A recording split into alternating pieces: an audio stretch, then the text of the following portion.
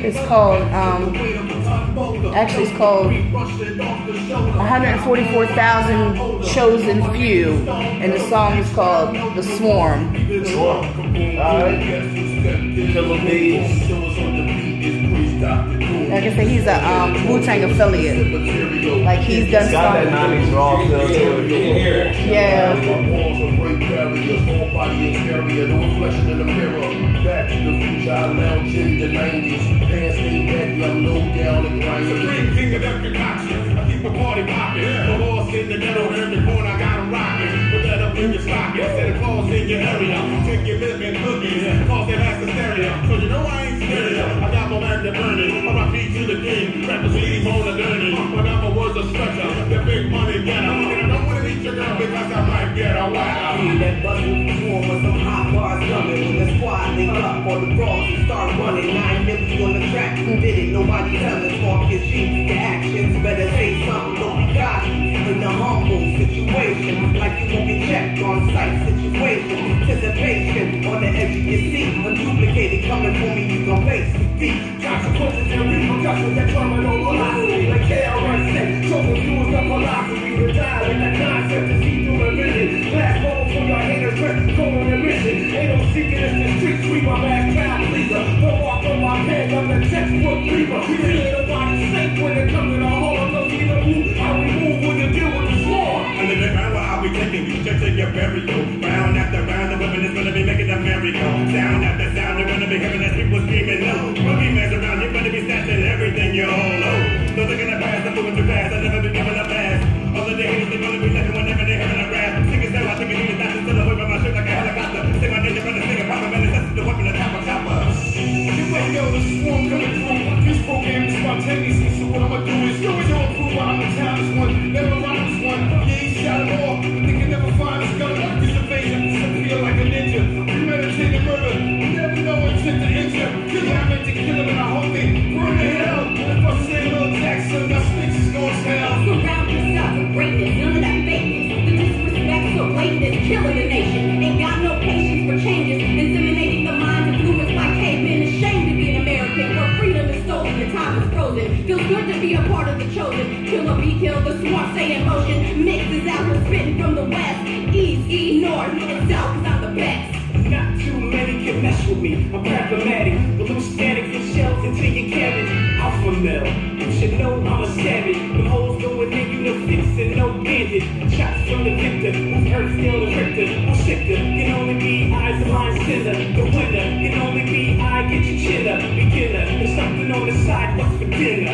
I shut them down, that's why they don't come around. I took the 4 pounds, similar to that blue sound. Body wild, rolling, sleeping, dripping from their waist down. Y'all young as a band, can't enter this playground. Too much muscle now, my squad is from the underground. If I was one to trip, I suggest you go to Greyhound. Respecting every town, no problem letting off round. Queens up, kings and queens, everybody holds the ground. I'm sorry, I'm stuck in the 90s and the early 2000s. Nah, that's all good. It was a good time for hip hop. I'm stuck. So you don't like none of the new school hip hop? Not even like J. Cole's, Oh, that's not new school hip hop. That's J. Cole. Yeah, Wale's, those are Ralph and Barnes. Yeah, I can't get with the stuff that they allow on the radio though. Yeah, agreed.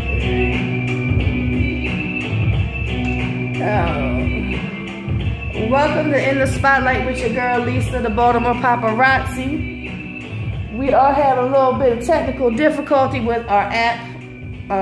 So yeah, we fixed it, but of course it's not up and running just yet. So thank you all for tuning in. Hard Body Radio, YouTube, Facebook Live. Appreciate everybody tuning in and who will be tuning in later on. So as I said before, every month I have an artist come from out of Baltimore. That's not, it's not from Baltimore, comes down from Pennsylvania.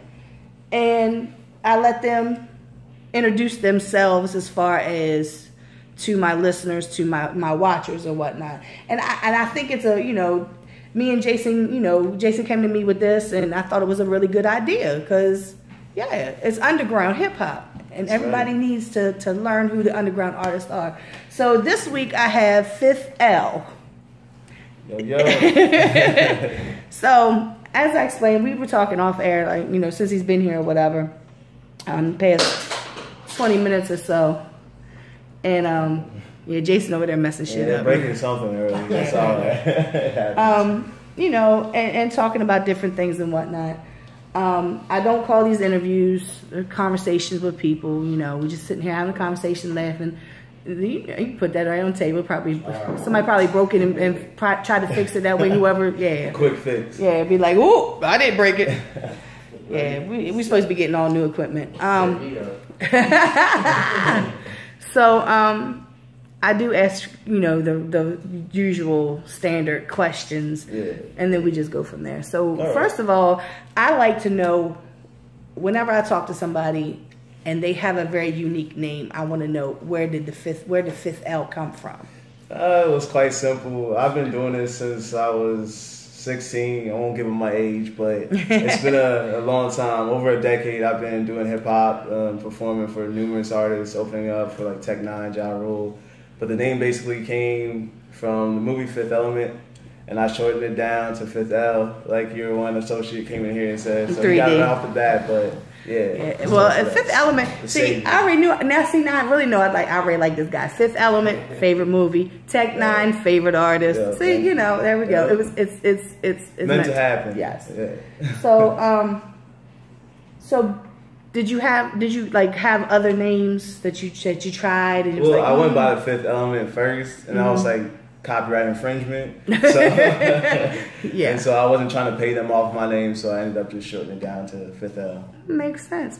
So at a young age, you're already smart about things like that. Yeah, it was like 15, 16, but I had a lot of club promoters and I guess I could say owners of clubs, like put me under their wings and teach me like the ins and outs of the legal side of the business. So that helped me out. You were lucky to have that, because I have come across a lot of artists in the time that I've been here. And like when I first came in the game, I was telling everybody, you need to copyright publishing. You need to make sure you got, you know, everything up to code, basically. Yeah. And they just look at me back around and get you. And they just look at me like I'm speaking Chinese.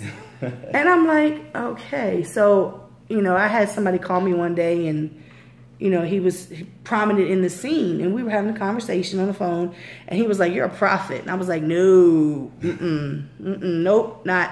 He said, "But you know a lot more than what you're leading up, you know, letting on," and I was like, "Don't know what you're talking about." So I finally told him that I went to school for general business with marketing and advertising. Okay. So the hip hop scene is a business. Yes. You are a commodity. Yep. So you have to market and advertise yourself. Your name is a brand. Yes. And you know, and this was a concept that in 2007, 2008, that a lot of these artists that I was talking to had no clue. So you got lucky to have people who really weren't trying to out to get you, basically. I mean, a little bit. Well, at the end of the day, everybody's trying to make money somewhere else. Well, yeah, but I mean, I've come across. They still looked after me for the better. Right, yeah. Right. I mean, like I said, I've watched a lot of these artists come through, and I'm just shaking my head like, you just thought it was going to be that easy? Really? You know, like you need to get your BMI, ASCAP. You need to do something. You need to get BMI certified. So you know, you were lucky as far as. You know, having somebody to guide you. Because a lot of these artists that, like I said, that I've been around had no guidance. And then they're, you know... We're out there blind. Ray Charles. I had an ex-boyfriend that he used to write, you know, he used to rap. This is before I knew anything about the scene. And he lost his rhyme book up in New York on the subway. Next thing he knew, he was hearing his stuff in Bad Boy. Yo, but there was nothing that he could do because he did not have none of that in his notebook, copywritten, nothing. He had no proof.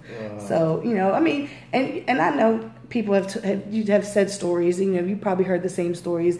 We had a few artists here in Baltimore that have accused industry artists of stealing their stuff outright. One of them is my friend Ty Gutter. Okay. And Drake stole his shit. It's actually on YouTube where they have the comparison of like verbatim the same lyrics and all. Same flow, same words, everything. That's crazy. Yeah. It's crazy that happens though, man. It's a cutthroat industry, and at the end of the day, everybody's, or for the most part, they're all out for themselves. So. Yeah, I was like, what the hell is all that? I can see a lot of flickering. Oh, they must be filming a video or something out there, 3D now.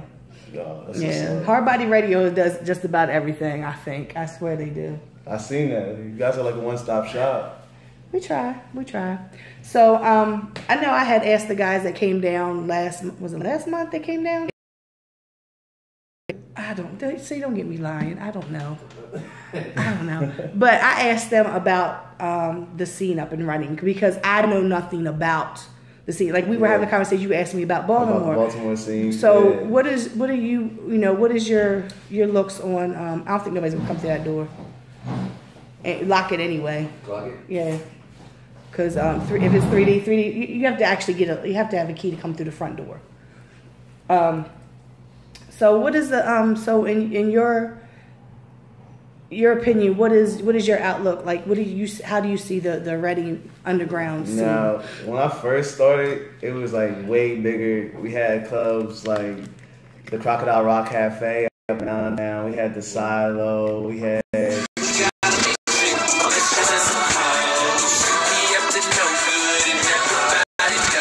being shut down, and like you said, because it's hip hop, a lot of venues don't have them perform. Right. And then the spot like Crocodile Rock Cafe, which was the first main spot that I got to perform at. That's where I opened up for Ja Rule, Sean Kingston, Tech Nine, Lil Kim. It goes on and on, but that's where I met.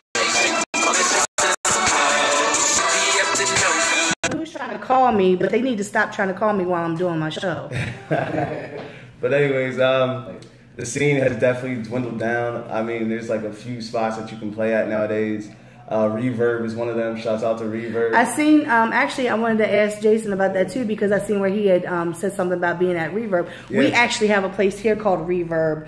Oh, actually, wow.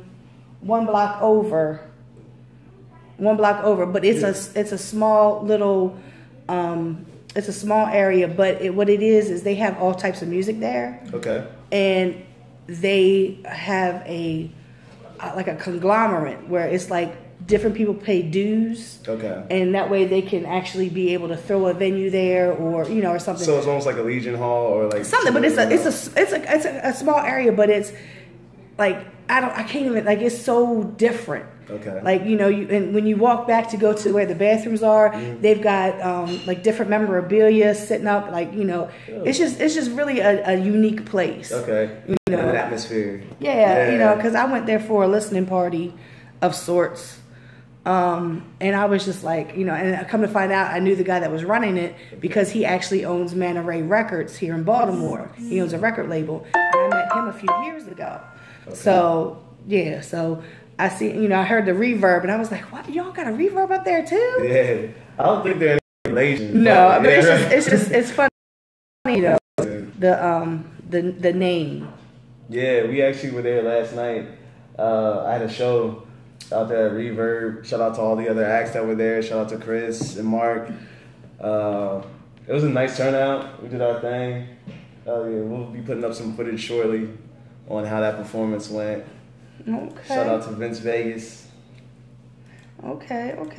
So, but as far as what the scene used to be, it used to be a lot bigger. See, and like when I was coming out. And yeah. I think that's how. I mean, have you because you've been doing the hip hop for a long time, have you seen it go up and down and up? I've seen it go up. I've seen it go up and down. Like we used to go all over to like Lebanon and a whole bunch of other spots. And now, like most of those places, you can't.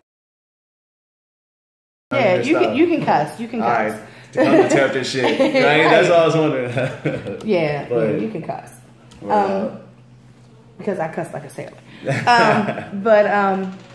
the reason why I ask is because, like I said, when I first came in this scene, it was, you know, we had all these venues, we had all these shows. My first year in, I did 60 shows from here to Brooklyn, New York. It was like people thought they were out great, but I mean, you know, and they were out here. But I think it's, you know, from here. Yeah. Just hip hop, the genre in general. Yeah. It's finicky. It's finicky. Well, personally, the reason why I'm in the scene is because I support the scene as a whole. Yeah. Whereas somebody else might be here because they support that this artist. Yep. So when that artist gets off stage, I'm not staying for the rest of this. I'm leaving. Yeah, not even giving the other artists a chance to win you over. I have because I was throwing showcases. I have gotten, you know, like anybody could come to me and say, "Hey, I want to perform." Okay, well, here's tickets. I need $75. You keep the other $75, and be here at this time. And how much do you want to hustle and make? You know, so, and they would get on stage, and then when they would come off, I would look at and be like, "Where the hell have you been? Oh my God!" I don't listen to music that I'm sent until I'm here at the show because I want to give the artist that first reaction. Mm-hmm. Just like people that would do my show, like I know promoters, if you want to call them that would be like, "Oh no, I'm not gonna have no whack artist on my show." What constitutes them as whack? Because what you like might not be what somebody else likes. It might not even be what your listeners like. So my thing is, why don't you be a promoter and give a platform for artists that are coming up, and do it that way? You know, that's how I ran my shows. Right. So, like I said, like it's I want people to understand that things that happen here in Baltimore are not just here in Baltimore. They're happening in Pennsylvania. They're happening in New Orleans. They're happening out in, you know, in St. Louis. They're happening everywhere. You know, you have this. But you won't experience that unless you get out of there, up out of that city, and like go and venture to the Pennsylvanias, to the New Yorks, to the Virginias. And that's why I'm trying to hook the artists that Jason, you know, knows and has been bringing down here to these interviews with Billy Live, who is doing shows in West Virginia. He's doing shows here in Baltimore. He's doing shows in Pennsylvania, New Jersey, New York. He's doing all this. He's making these connections with these clubs, these owners of these clubs in different places, and showing them, hey, we can have an event. It's not going to be no drama. It's hip hop. Yeah. It's, you know, and that's what he's been able to do. And, you know, like but he always wants to do shows that are 2.5 hours away. Like he was like, "Oh, I got a show in Pennsylvania." But like, "Oh, cool." You want to do them on Thursdays too, like in the middle of the week. Let me tell you. Trying to get it. No, these were Saturdays, and it was up in Milton, Pennsylvania. Oh yeah. Yeah. 2.5 hours. I'm like, yo, really, Billy? Yeah. You know, really? And see, it's hard for like the local artists out here to get their fan base to travel with them. It's hard to get them to come to a show. A regular show, let alone to travel 2.5 hours to come see you open up. Right, like, right. Because that's difficult. That's like I said. That's why when I threw my shows, it was 15 tickets. And so 15 tickets times $10 each ticket, that's $150. Yep. I only got 75. I got half of it. You kept the other half because you should be getting paid just as well as me. Agreed. That's the way I think about it. So that's what I would do. And I can't tell you how many times people come to me and tell me, "Oh, I couldn't sell these tickets." Well, then just pay me my $75 and you can give them bitches away. I don't care what you do. Yeah, then you got free tickets. Give them to people to come check you out. Maybe they'll want to buy them the next time. Right. It's all about the hustle. And like some people, I think some of these artists, things just gonna come to them. Right. It doesn't just come to you. Nothing comes to you like that easy. And you have to work hard at it. It's been years that I put into this to be able to be where I'm at. Like I performed on the West Coast in Portland, Oregon, and I've been down in California. I've been down in New Orleans. I've been in New York.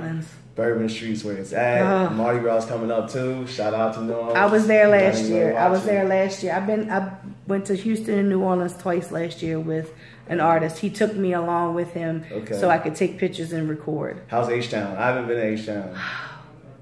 Well, we didn't perform there. I actually shot a music video there. Oh, that's I don't what's shoot up. videos though, but because I was there, I was shooting a video, and we were in Cloverland. What do you do now? Then? We were in Cloverland, where Lil Flip is from. Okay, yeah. And we was looking for Flip. Game over. We was looking for Flip. It was like, you know, but he has an artist that he works with. They're doing they did music together. And he's from Louisiana, but because of Katrina, him and his family he had moved to Houston or something. Okay. He ended up in Houston. That's all I know, and that's where he resides at. So what we do is like we flew down to Houston, and then we drove to New Orleans because it's like 5 hours away. Hop, skip, and a jump away. Yeah, it's like 5 hours away. Okay. All right. Me driving, it's a little bit shorter. Lead foot. Yeah, pretty much. I got a ticket in Virginia when we went down there in June. Yeah, I had to pay that. It was almost $200. Yo, how fast were you going? I was doing a whole lot. A whole lot. It's so much that my insurance company, you got this ticket. I was like, shit. But being able to go to those different places, I think that makes an artist. I think it makes you better. Yeah. Because experience you gain from seeing other artists grind and get it too. And not only that, but you're able to you have to go in front of these people who have no clue who you are, and you have to win them over. Yeah. It's hard enough trying to win somebody over. I think it's easier to win your own home crowd over than it was when I was over on the West Coast. I don't know. Well, that is the West Coast. That is the West Coast. They're not used to that, to your style of East Coast rap, which is more lyrics, I can't say more lyrics because I mess with a lot of West Coast artists, even like the Thiz and the Mac Dre's. I don't know if you know about the Bay type of music, but it's it's awesome. Right. I love it. But as far as like the New York type of rap, it's totally different.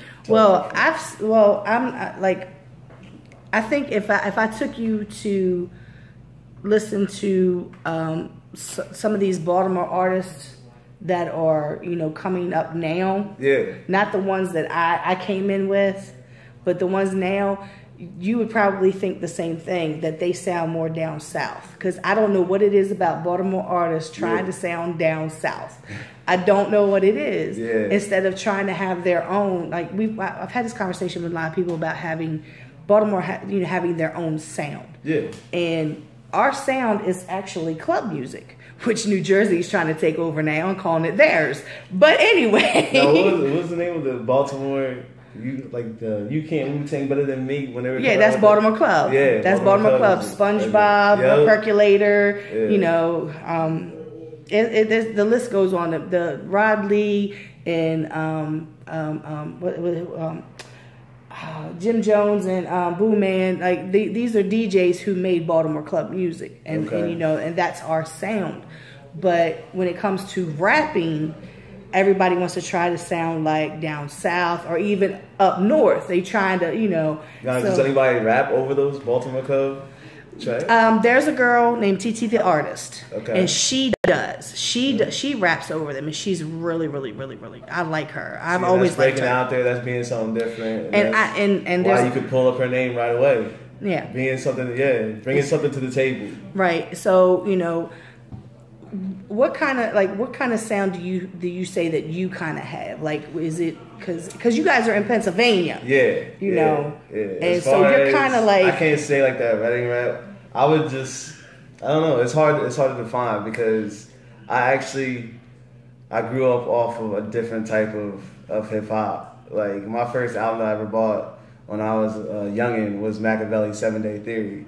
And that was like my Bible, and then Nas Illmatic, and then I listened to The Immortal Techniques, Revolutionary Volume 1, Volume 2, Chino XL, Wordsmith, and all that stuff. So I don't know, I was bred like a different type of MC. And then the Ghetto Boys, Willie D, I just performed with Scarface out in Reverb, got to talk to him. He is an awesome guy. Yo, he's an awesome guy. And then like in person, I thought he can't live up to his music. Yo, humble person. He was like, if I could tell you one thing, pick up an instrument. Which, Yeah, because a lot of people, he performed here, and when people were posting the pictures, and he was playing the guitar, and everybody's like, Scarface plays the guitar? Yeah, he was a fan of Tom Petty. Like, yeah, he's an awesome musician. Yeah. And he told me to pick up an instrument. My brother plays the bass. I play the piano, so I was like, oh, I'm already there with you. I know live music is also where it's at when you're doing a live performance. And that's just because I guess people get bored of just watching you hold the mic. Like, what else can you do to show the people that you're an entertainer at the end of the day? Because that's what you're trying to do. You're trying to entertain people when they come out to see you. So that's what we've been trying to do. So do you have a like, as a fan of watching other local event, or I hate to say local, but underground artists, do you have any pet peeves, like, because you're an artist yourself, so you're watching them perform, do you have any rapping over your full song? Yes. Yo, whatever happened to it being a craft? Like, I have songs, I may keep like a little background track in it here or there for the parts where I can't your ad libs, because I'll run out of breath on stage trying to do all that. But for the most part, just rap over your beat. If you mess up, you mess up. Nobody's gonna know. That's what I don't get. You know Nobody will know unless they are that dedicated of a fan. And if they are, just be like, yo, it was an impromptu show. I just made that up. I freestyled that. They're gonna love you even more for doing that. Well, let me tell you, because I had, this is one of my pet peeves, and I actually had, you know, people come at me about it because I made such a big deal of it. I'm at the Ja Rule show. Okay. J Money Hackett opens up. J Money is with Wisdom Court Entertainment. He opens. He's the first. I think he was the first artist that performed.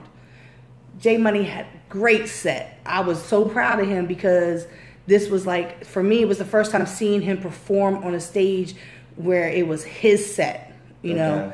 So I was so proud of him. Was he used to perform with like a crew? Or? Usually he performs with Billy, or at Billy's shows that Wisdom Court puts on. Okay. But this was Soundstage. Ja Rule was, you know what I mean. So this, to me, it was a big deal for him. I don't know how he looked at it. That's how I looked at it. They call me Mama Lisa because I act like everybody's mother. So that's why I was like, he's like one of my kids. I'm proud of him. The second artist comes up there. The second artist. Whew. I got the pictures. He comes on. He's got his bubble coat on, and he's got it's like he looks like Kenny from South Park.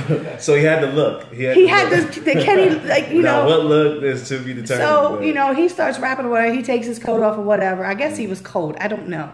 And then he's doing this song and like forgets his lyrics. Now, mind you, he wasn't rapping over his lyrics, so I give him a point for that. See, that's awesome. Yeah. Man. But he forgot his words. So like at least half of his first verse. He knew the ad libs. Well, then did he at least hit him with the ad libs? Yeah, he hit him with the ad libs. That's what you gotta do then. Hit him with the A's and the O's. But I'm just like, that showed me that one, either he was really, really, really nervous about being on stage. Yeah, more than likely. Or he just wasn't practicing. He just, this, to me, this was a big deal because this was Soundstage. Okay. This is, the turnout? That place was sold out. He was probably nervous then. Jitterbug. So, but the rest, of course, then the rest of the time, like, he was jumping around and all this stuff. But that is one of my pet peeves. Rapping over, because if you're gonna rap over your lyrics, just hand me your CD. Yeah. You might as well just tell a DJ, turn your music up, throw a filter or a flanger over it, make it sound cool, and that's the end of the day. Because hype up your own tracks, be your own hype man. I have a few pet peeves watching, and one is rapping over your lyrics, and another one is having 20 people on that stage who have nothing to do with the performance. Because so you got 19 other. No, they're drunk. This is what's happening. This is what's happening. If you're on stage and you're rapping and you got 20 of your homeboys behind you, I'm looking at this one over here because he's doing something funny. He's drunk. I'm waiting for him to fall down, or he's rapping the song with you. He's rapping the song with you, but he don't know the words. Yo, come on. See, I'm a people watcher. Yeah. So, and I have adult ADD. I diagnosed myself. All right, I was about to say WebMD. Yeah. I have ADD. So I'm trying to pay attention. I'm trying to take pictures of you, but then I'm looking over here, and then I'm just like, I'm waiting because he's gonna do something stupid. Yeah. I seen one guy on stage. He was supposed to be rapping, not even the words. He had a flip phone and he had money get ready to come out of his pocket, and I was like, "Yo, really? Yo, people still have flip phones? Yeah." No, come on. This was like 2008 that you're talking about. No, this was like not last, maybe the year before, 2016. Yeah, 2016. But those are my pet peeves. Like those are two of my main pet peeves because I understand you having a couple people up there, like if they have a verse on your song or if one of them's your hype man or whatever. But to me, you don't need all them people behind you because that takes away from people watching you. Yeah, from the artist. You know, so yeah, I can't deal with that kind of stuff. And if you do go by a certain name, they're gonna be like, which guy is that? Is going by that name when you got 30 other people up on the stage. Which guy is the main artist? That's right, because a lot of times, like the first song that they're performing is not even. Have 5 of them on it. It might be 5. Right, and so you're not. And so I'm sitting there going, okay, and they say it's the guy, the person's name, and I'm like, which one? Because I only obligate myself to take pictures of the person who is rapping. Okay. That's what I obligate myself to do. Yeah. That's my obligation to myself. So that's right. So I'm not going to take pictures of all your homeboys up there acting retarded. Unless they are acting retarded, and then I'm going to take pictures of them and post them up and be like, look, did you see this? You see these shenanigans? You see these shenanigans right here? Yo, it was a good night, though. We turned up off that Henny. Yeah. Right. Yeah. Really? You don't even remember that night. Like, were you just talking about that from last night? Yeah. Yo. That is one of my pet peeves too. There's too many people. So many things could go wrong. More things could go wrong than could go good. Yeah. Especially when you have a corded mic. Somebody could be stepping on the mic, or you know what I mean. It's just too many. I've seen people run into each other, and I'm just like, the stage is only but so big. It's I'm a people watcher. I watch people all the time. People. I will be sitting at like me and my kids might be at a fast food restaurant or something, and I'm steady watching the people. But that comes from living in a bad neighborhood here in Baltimore. And, I watch my surroundings. Oh, you got to, yeah. I watch my surroundings. Yeah. So I incorporated that into the music scene, even though I've never been anywhere that something has broken out, like a fight or anything has broken out. One of the girls threw a drink in another girl's face. Then there was another one where they were out in the little lobby and the girl grabbed the other girl and drug her outside. But no physical fight things, Got you. What they try to say that the hip hop brings brings. So that's why I said when we were talking about about the venues, not doing the hip hop or whatever, and I said off air that it's a lot of it here in the city is because they don't want that quote unquote that element. They don't want the it's fine if it's a club and they're dancing and all, which I don't understand because that's when a lot of the underage drinking happens. That's when a lot of the fights happen. That's when a lot of the negativity stuff happens. They just don't want a certain crowd though. In those certain areas or around certain areas, right? And the city has had a major part in closing down a lot of these venues. 5 Seasons was closed because somebody had a free event. Okay. And from what the security told me, there was only like 10 people left in the building. Mm-hmm. But what had happened was the guy he had just came home from jail. And he was there. He actually performed on stage. And somebody, they beat him up in the bathroom, the men's bathroom. They beat him up in the men's bathroom, stomped on him and everything else. He ended up going to the hospital and dying.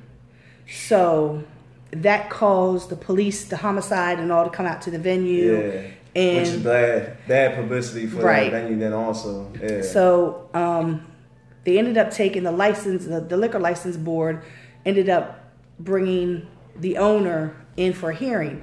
Well, he didn't let anybody know, because if he had let anybody know, we all would have been there to help support to help support him because he was such a stable. Five Seasons is to me like the mecca of hip hop here in Baltimore. Wow. Like we all everybody went there. Everybody has performed there. Yeah. That Sonar and the Auto Bar, those 3 places are places where hip hop really has been. All right. And now are those 3 still? Sonar besides is 5 seasons. Sonar is now Paparazzi, but they just closed. I found out, and somebody else is supposed to be buying them. Autobar is still running. I love Autobar. Autobar is it's so fun. But 5 seasons had to lose their liquor license for 30 days.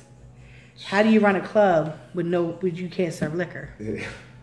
You can't. Yeah, that's your moneymaker. That's right. Your moneymaker. So he ended up being in a hole, and then when he went to go get a long-term lease from the owners of the plaza where it's at, he wouldn't give him one. So it ended up having to shut down.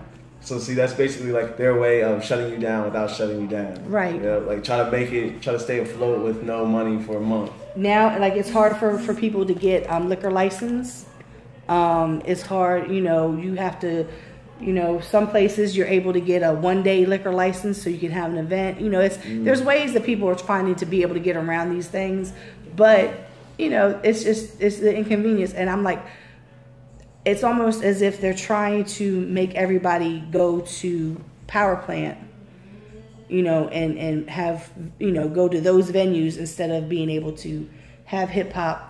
Now that's what I was gonna ask next. Are those the bigger like I know they have like alternative rock or like country or different venues for those. Right. That I'm sure they thrive and they don't mess with them as much as they do the hip hop venues. Right. At least that's been my experience from. And you would be correct in saying that. Yeah. Baltimore Soundstage has had local acts, local show, people on their shows or whatever. The Frozen Harbor Festival that's happening on February the 16th, the 16th and the 17th. The 16th at Soundstage is going to be, that's hip hop. That's where Dragon and Saigon are going to be performing. D. Trinata, who was on the show The Rap Game with, what the hell's the little short guy that runs it? Jermaine Dupri. Yeah. She was on there. She didn't win, but she's got a set that night. Tate Cobain is going to be on there. He's performing. It's a whole lot of the local underground artists that are performing there that night, and that's where I'm going to be. But to be able to, for me to go to them and say, I want to throw a show. Yeah. I have a better chance of seeing God. Yeah. See, that's crazy. That's crazy. It's just one of those stigmas. They say they don't make the money at the bar because nobody buys drinks, and I'm like, I know people that stay drunk at shows. Like the top shelf, they'll buy the if Henny 3D's there, he gonna buy the Henny out. They So get the lights and everything. I hope you ain't got about a fifth. About a fifth in there. So- The whole bottle, please. I'll take the little funnel that comes through too. but it's I think like I really need people to understand that it's not just here, it's everywhere. It's in all local underground, the same things the same trials and tribulations that you've had to go through as far as getting these shows and getting on these shows and getting people to, become a fan and support you is the same thing that somebody here in Baltimore is doing the same exact thing. It's the same grind. Going through the same motions. Yep. So, how did you, I'm trying not to look at 3D because he's over there playing cameraman shit over there. He thinks he's recording a music video. I'll tag you in that later. I'm sure you will. But the shows that were out of town, because I found it, I'm sure you probably come across people as well that see DC for us is like right down 95, 295. How far is DC? It's like what? 35 minutes or so, depending on traffic. All right. It's not that far. Yeah. But so do you get a lot of DC artists to come up to Baltimore? no. Oh, got you. But we don't get a lot of Baltimore artists to go down there. To DC. They won't. It's like I don't understand it. Like I actually did a show with 20 Bello, who is he's an artist as well as a promoter from down in DC. We've been friends for years through Facebook. Okay. And he was like, "Let's do a show together." He said, "You bring 6, I'll bring 6." He said, and we'll split everything down the middle. He said, we'll split the rent of the facility, you know, the place. We'll split that down the middle. You keep the money from your artist. I keep the money from my artist. That's a good look, though. And I said, cool. That show was amazing. The artist that he brought, oh my goodness. I was like, yo. And then the artists that I brought, they was like, everybody was just like, they were just, they had a really good night. That's what we need to do. Yeah. Definitely. Do you find it like, have you seen artists that just they won't travel? Yeah. They want to stay hometown heroes, and the only way to get it is to get out there and go venture, travel, see the world. Because at the end of the day, your fans could be in a whole different state, and you would never know it. They could be in Memphis, Tennessee. They could be in Oklahoma. Your fans could be from Iowa. Your fans could be from overseas, China, Japan. Right. Like, those are the artists I think they already made it. Yeah. But you got a lot of soul searching to do. Yeah. And you have a long way to go if you think you've made it. Just because you have a few hundred people show up at a show locally, right? But how long does that last too? Because after a while, people I've seen get older. They move. I'm like, man, I can't. I gotta work that night. I gotta do overtime. I got, my wife is having another child. This is like the fifth one for us. I'm working third shift now. Right. Yeah. So I'm all for people venturing out. Yeah. And for me, like the guy that brought me into all this, I met him through MySpace. Remember MySpace? Oh my goodness. I met him through MySpace. I thought you hiccuped there. I was like, wait, she's talking about MySpace. I met him through MySpace. Tom was my best friend. And because of him, I've come into all this. Okay. And because of him, I got to go to New York. We went to New York once a month. We were up in Brooklyn once a month. We were up there doing show. We did his album release party up in Manhattan. Because he had family. That sounds like an awesome time. It was at Bowery Poetry Club. I think that's what it's called, Bowery Poetry Club. Mm-hmm. And it was just amazing. I had a couple artists perform there too. Yeah. So it was just, I love seeing the reaction that new people see when they see an artist, because I've been at Soundstage. Mm-hmm. I was at Soundstage, and Billy was opening up for, I think he was opening for Joe Budden. I think he was opening for Joe, and dude was like in the back running. He was like over here running his mouth. I see Joe. Billy live? Who's the Billy live? And I was like, and I'm looking at him. Like, give it a chance. And I was like. He was like, oh, what? You know him? I said, yeah, just wait. So Billy gets on stage, and then like a couple songs in, I look over and dude is rocking the hell out. Yeah, see, that's what happened. Told you. Yeah. And I think it's just hip hop, you have now everybody raps. Yeah. Like I can throw a stone and hit somebody who raps now. Yeah, literally. And they might not rap well, but they rap. Yeah. So I think that's kind of what the stigmatism is with fans. Agreed. Oh, wow, I want to go there and it's gonna be all whack rappers, but you don't know it's gonna be whack, and it's only $10. Yeah, and really, what do you have better to do? What do you have better to do on that night? You're probably just gonna sit around your town and be bored anyway. So why not go check out some new local talent that's giving their all and at least aspiring to dream and to accomplish what they think that they can accomplish. Right. So how were you able to venture out to all these different states and whatnot? It started with getting shows, and then I don't know. I really used I'm going to say MySpace again. When that was taking off, I really used that to my advantage, along with the internet. Because believe it or not, I'm from an era where we had the dinosaur internet, which was AOL, and you had to listen to the dial up. And so, all that screeching and shit. Yeah. Before that, you had to go knock on people's doors to get them to come out and play. So I've always been have to just go out and venture and see what these other places can do. So I've been up to Yonkers. We were at D Block Studio. I was up in New York, Newsburg, New York. We did shows at the Roseland Theater out in Portland. We did shows in Jersey. And it didn't come easy. It just, like I told you, when I met those club promoters that took me under their wings, a lot of them had other connects. Right. They're all in the same business. So you just ride their coattails. They'll say, like, oh, I have this great opening artist that would be great to come down and open up for you guys for another show if you let, you know what I mean? Almost like an exchange off on sets. So, and that's pretty much how that worked out. So basically for you, it was like it was like the connections that you made, and the connections that they had. Yeah, and when you make those connections, don't burn your bridges. Don't be showing up late. Don't be wilding out. Don't be bringing in drama. Like, treat it like a business. Be professional about it. Treat people how you want to be treated. And at the end of the day, most of those people want to go home to their family and they want to put on a great show just like you do. Right. So give them all the avenues you can to make that happen. So having that on the good side, I'm sure that you had janky promoters experiences as well. Of course. Of course. You always have ups and downs, so that's just like right.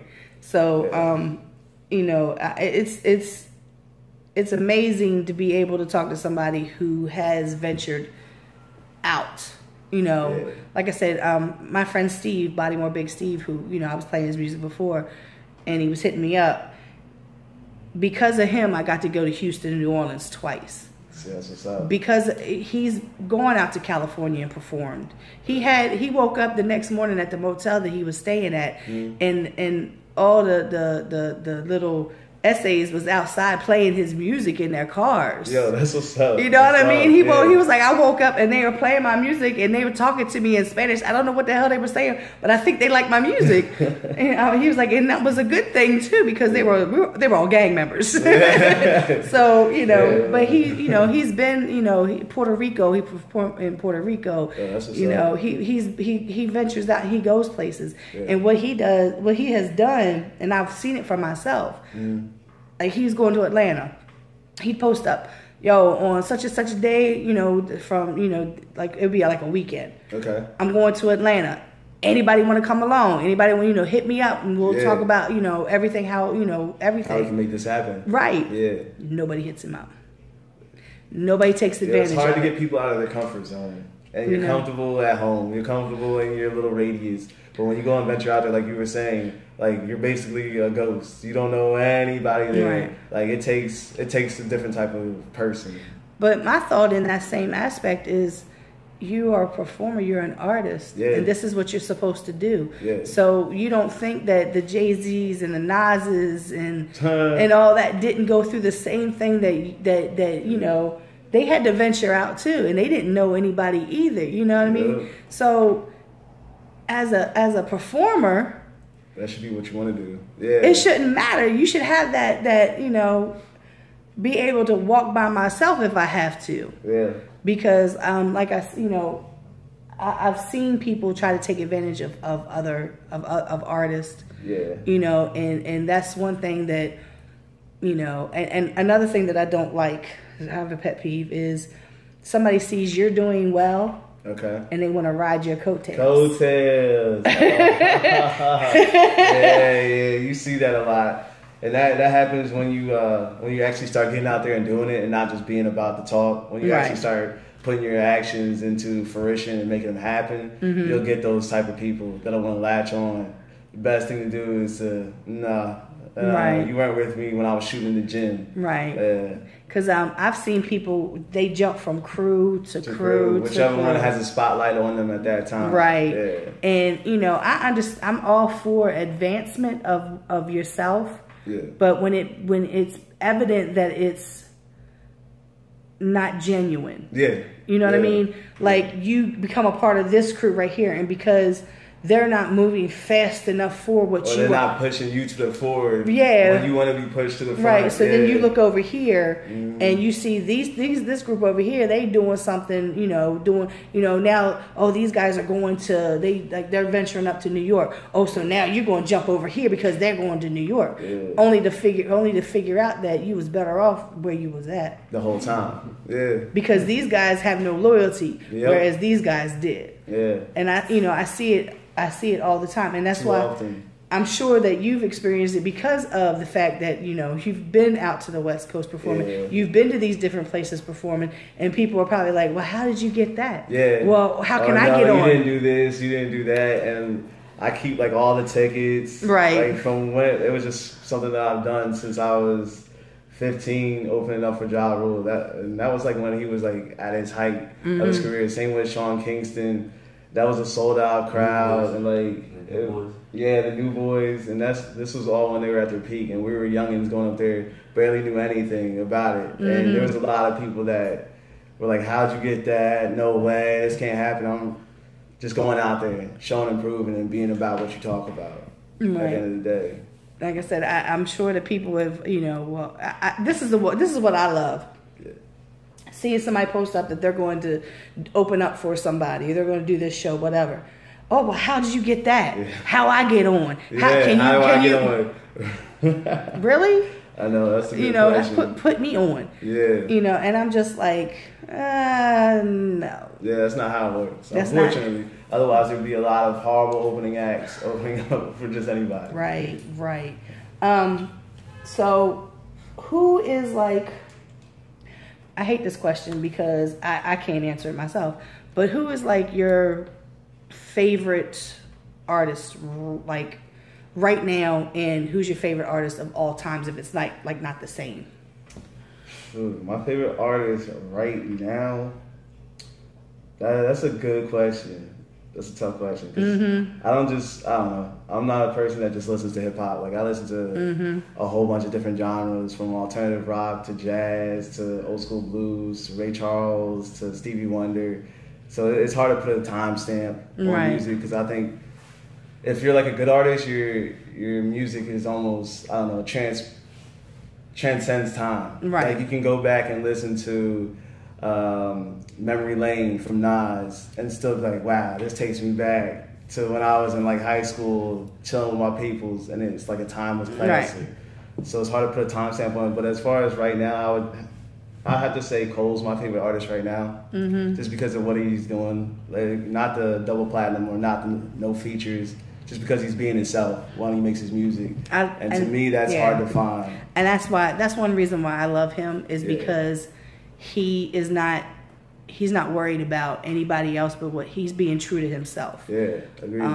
Not following the trends, not following the Migos type down south flow. Because when he like he started growing his hair out and it was all crazy, and everybody was just talking about like, oh my God, he needs to cut his hair. For what? Why? Yeah, he's being himself.